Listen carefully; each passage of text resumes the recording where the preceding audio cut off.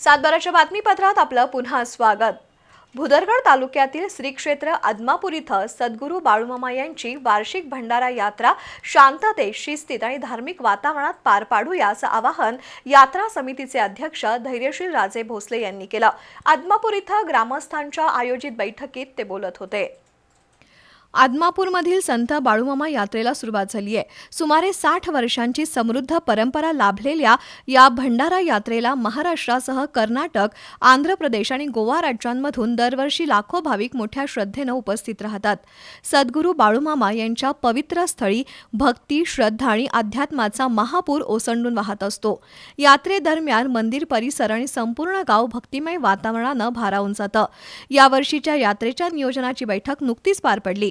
आदमापूर ग्रामस्थ आणि यात्रा कमिटी पदाधिकारी बैठकीत सहभागी झाले होते।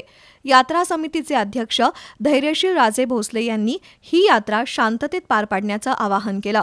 यात्रा ही केवळ धार्मिक परंपरा नसून संपूर्ण गावाच्या एकोप्याचं आणि भक्तिभावाचं प्रतीक आहे।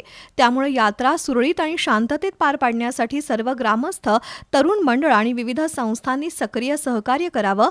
विशेषतः यात्रेदरम्यान निघणाऱ्या पारंपरिक रथ मिरवणुकीला सर्वांनी सहकार्य करून शिस्त आणि व्यवस्था राखावी।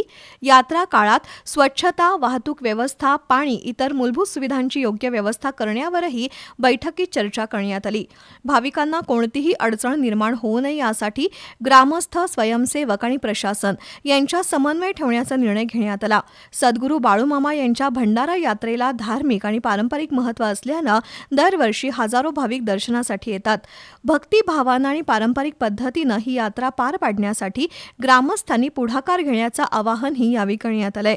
बैठकीला कार्याध्यक्ष पुंडलिक होसमणी, सचिव रावसाहेब कोणकेरी, संदीप मगदूम, दत्तात्रय पाटील, दिनकरराव कांबळे, संभाजी पाटील, यशवंत पाटील, दिलीप पाटील, रामण्णा मरेगुद्री, करणसिंह भोसले, विनायक शिंदे, तमण्णा मासरेडी आणि ग्रामस्थ उपस्थित होते।